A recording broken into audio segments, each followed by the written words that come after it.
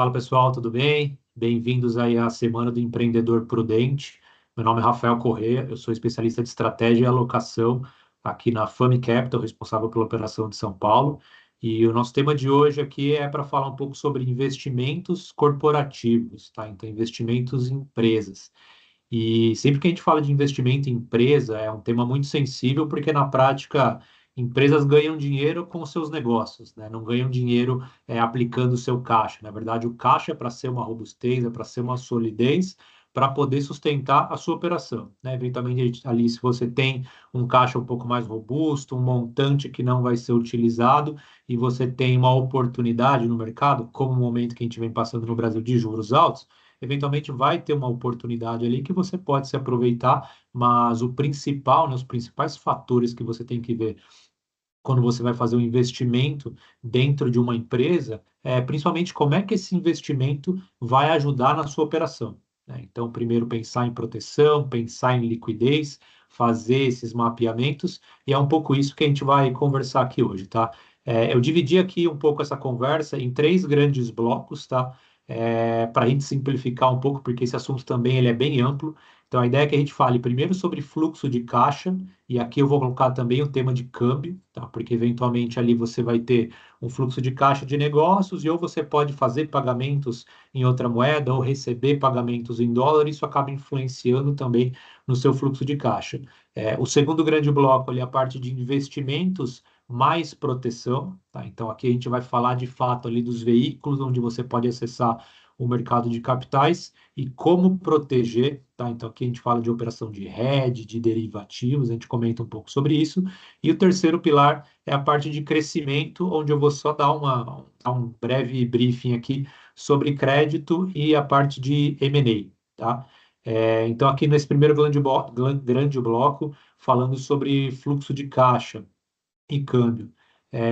Grandes demandas que a gente tem de empresas, normalmente a empresa tende a ter uma convicção muito grande em querer ter tudo em liquidez, tá? Porque na prática, poxa, esse caixa que eu tenho, ele é para sustentar a minha operação. Então, se eu tenho contas a pagar, se eu tenho um acordo que eu consigo fazer com um fornecedor que eu vou levar vantagem nesse pagamento à vista, num pagamento adiantado, é muito interessante que eu tenha esse caixa disponível. Então, a principal preocupação que tem que ter dentro de investimento na pessoa jurídica é, de fato, entender bem a sua necessidade de liquidez, tá?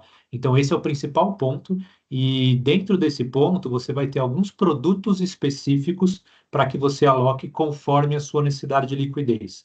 O produto que vai te atender para que você deixe o dinheiro aplicado durante 5 dias, é diferente do produto que vai te atender para 30 dias, que é diferente do produto que vai te atender para um mês, que é totalmente diferente do produto que vai te atender para 6 meses, para um ano, tá?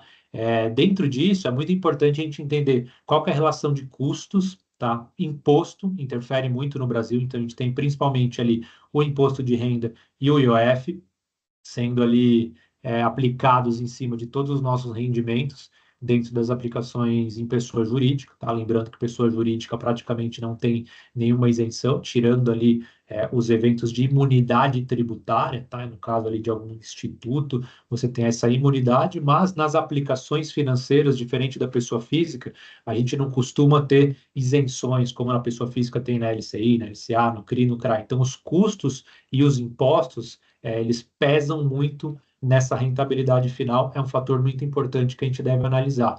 Então, o principal ponto que a gente repassa sempre com os nossos clientes é qual que é sua real necessidade de liquidez. Tudo que tiver ali dentro daquele fluxo de caixa nervoso, o dinheiro que está entrando e está saindo ali para pagamento de contas, isso daqui vai ter que estar alocado em soluções de liquidez. Essas soluções de liquidez, elas podem ser eventualmente uma compromissada, um fundo D0, tá? O famoso fundo D e um CDB de liquidez diária, e tudo isso vai depender do prazo que isso vai ficar aplicado. Qual que é a vantagem da compromissada, por exemplo, frente a um fundo DI ou frente a um CDB de liquidez diária? Na compromissada, não incide o IOF.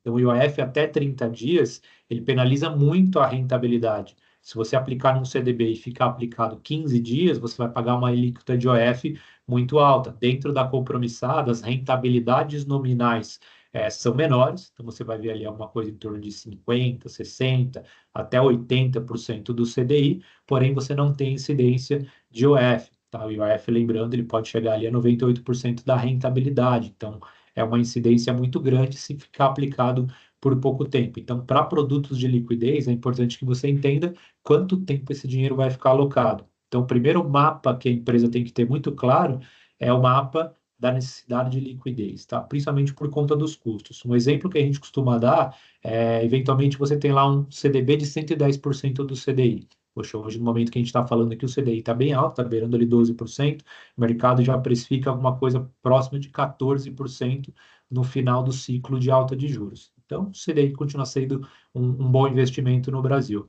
Então, 110% dessa taxa nominal, poxa, é uma taxa muito interessante. Eventualmente, a gente vê no mercado, ele seja de banco, seja de corretoras, a gente vê sendo ofertado esse tipo de taxa. Só que esse tipo de taxa, ou ele te prende, tá? Porque ele tem um vencimento muito longo, ou exatamente o contrário, ou ele tem um vencimento muito curto. Então, é um CDB de 110%, só que você só consegue ficar exposto a essa taxa durante 3 meses, por exemplo. E aqui a gente faz uma conta muito básica. Se eu tenho lá um montante de R$ 1 milhão para aplicar na minha pessoa jurídica, e eu aplico em 110% durante 3 meses, depois eu tenho que resgatar esse investimento, pagar o imposto de renda e reaplicar, por exemplo, no meu custo de oportunidade por mais 3 meses a uma taxa de 100% do CDI, tá?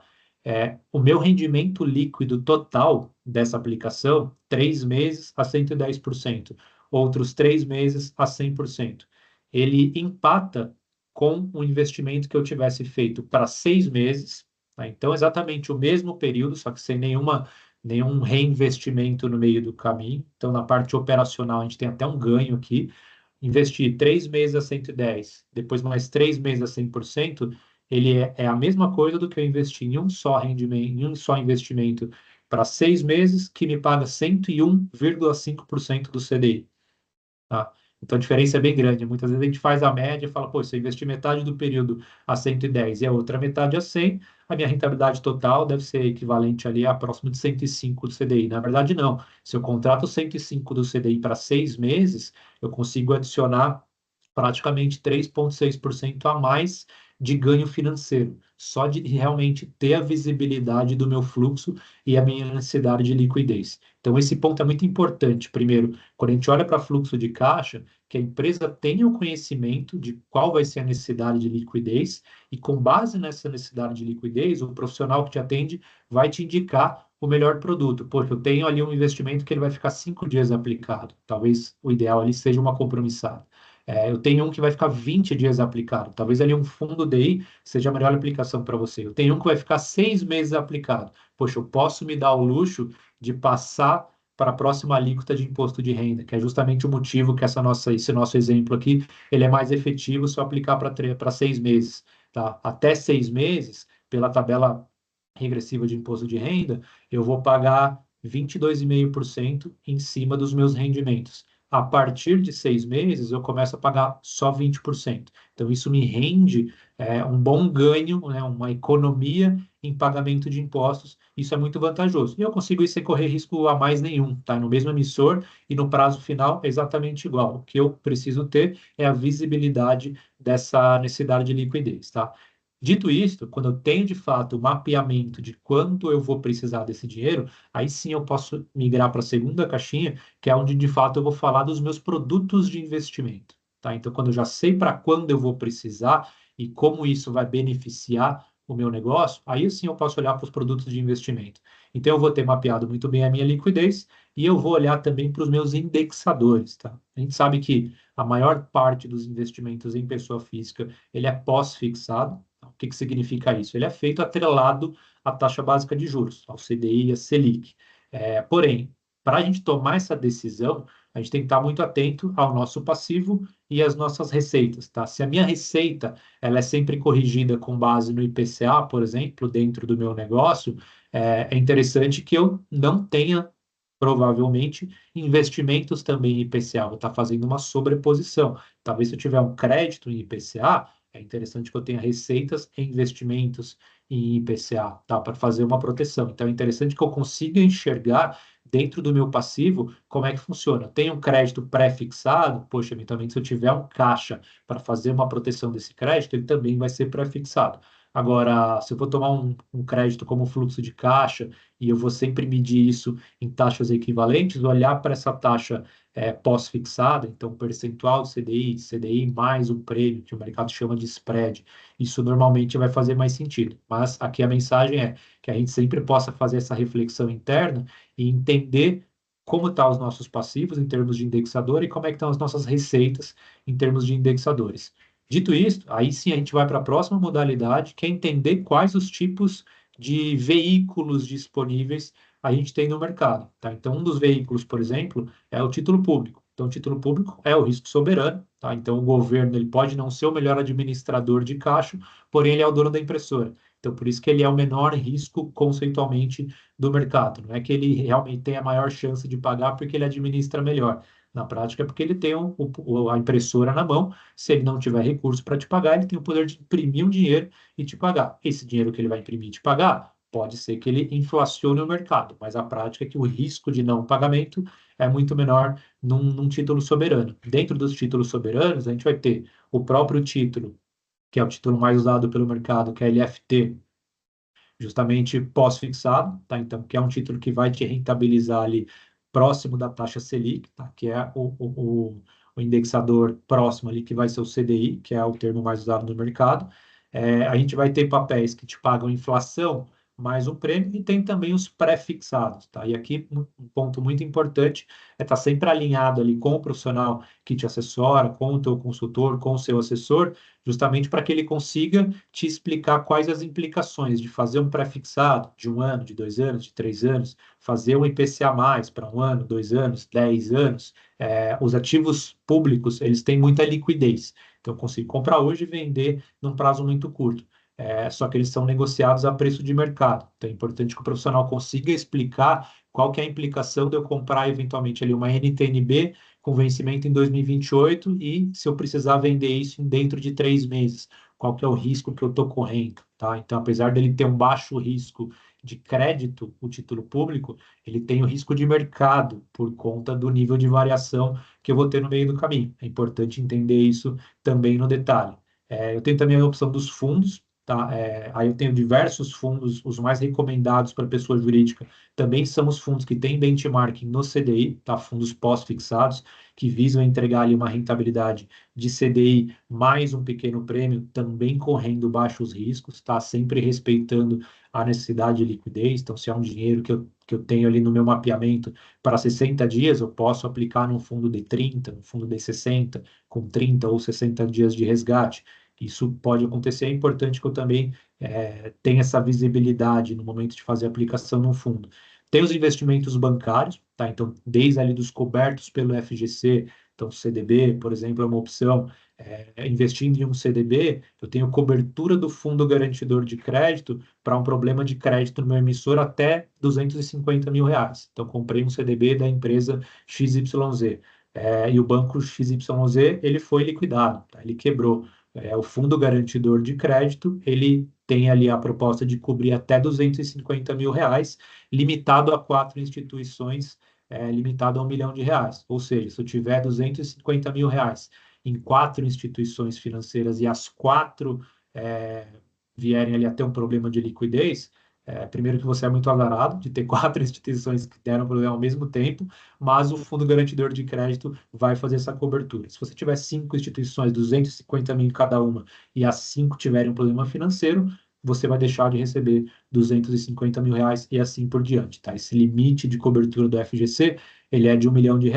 Então, dentro do universo bancário, a gente tem os títulos com cobertura do FGC e tem os títulos sem cobertura do FGC. Então, por que o investimento bancário ele é muito interessante também para pessoas jurídicas? Porque ele vai te proporcionar uma visibilidade boa, tá? Porque os dados bancários, eles são bem publicamente difundidos, então é muito fácil acessar o dado financeiro de saúde financeira de um banco, e eu tenho os ratings de crédito. A grande maioria dos bancos vai ter rating de crédito, que são empresas terceiras que vão mapear ali, vão ranquear como é que está a qualidade de crédito desses bancos. E eu tenho os grandes bancos, que são grandes instituições, são muito robustas, então eu vou ter a solidez e segurança desses investimentos, que é o que eu preciso, porque lembrando, o investimento dentro da pessoa jurídica, ele é basicamente para dar sustentação e solidez ao meu negócio. Eu não quero ganhar muito dinheiro ali dentro, eu preciso proteger e dar sustentação ao meu negócio. E eu tenho também a questão dos investimentos internacionais, tá? Então, de novo, olhando ali para os meus passivos e para as minhas receitas, eventualmente eu vou ter um investimento que faz sentido ele estar dolarizado, faz sentido ele estar alocado lá fora. Então, é outra solução que a gente também tem,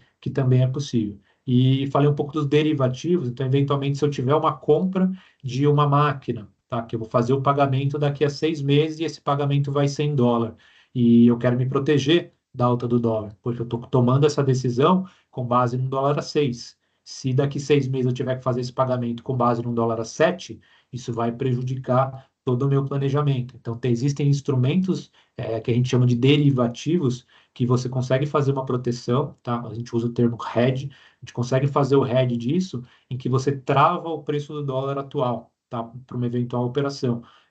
Tenho também para commodities. Então, eu sou um produtor agrícola e eu faço a venda de um carregamento de milho com esse pagamento a ser recebido numa data futura. Poxa, para mim é interessante ter o valor da commodity atual. Consigo também travar esse valor da commodity atual através de derivativos. Quando eu receber, eu sei que vai estar garantido esse custo. Então, isso também é uma forma de proteger o seu fluxo de caixa presente e futuro, de forma a não correr riscos de mercado. Tá? Você conseguir fechar negócios e eliminar riscos de mercado. Então, na caixinha aqui de investimentos, de fato, a gente vai ter uma série de modalidades, onde os principais fatores são entender qual é a necessidade de liquidez e depois entender quais são os meus indexadores. Aí você vai procurar, o teu profissional que vai te assessorar vai conseguir te explicar ali qual é o melhor produto para qual função específica e quais os riscos que você está correndo, seja risco de crédito ou seja risco de mercado ou ainda risco de liquidez. E por último, aqui, mas não menos importante, a gente tem também as ferramentas para falar de crescimento, para ajudar no crescimento da empresa. Então, mecanismos de tomada de crédito. Tá? Então, a gente também tem no mercado diversas ferramentas para tomada de crédito, seja ele um crédito curto, tá, para fazer fluxo de caixa, ou seja ele um crédito estrutural. Poxa, eu quero acessar o mercado de capitais, estruturar uma dívida para realmente compor o capital social da minha empresa, tá? Com parte em equity, parte em dívida. Isso hoje está muito difundido aqui na FAME, a gente tem também esse mecanismo. E outro mecanismo de crescimento que é, poxa, eventualmente, ao invés de tomar um crédito, eu vou querer um parceiro estratégico, eu vou querer fazer uma união, fazer uma fusão, ou então até mesmo vender o meu negócio para que esse negócio cresça mais na mão desse parceiro, tá? Ou mesmo no momento ali em que eu já fiz o trabalho que eu gostaria de fazer dentro daquele negócio, e esse negócio é interessante para o mercado, eu também tenho a opção de fazer operações de M&A, tá? Então, outro tipo de operação que também ajuda no crescimento do mercado, também está bem difundido, e a gente também tem aqui como ferramenta na Fund Capital. E, pessoal, a ideia era realmente fazer esse briefing bem curto aqui, é um resumo de tudo que a gente tem aqui, abrir a caixa de ferramenta, investimento na pessoa jurídica é um tema muito complexo, mas é algo que vale muito a pena, tá? Tem muito valor a ser extraído nesse tipo de discussão, e a gente fica completamente à disposição aqui. Vocês provavelmente vão ter o contato ali do Richard compartilhado, e qualquer eventual dúvida, a gente continua à disposição. Grande abraço e ótimos negócios.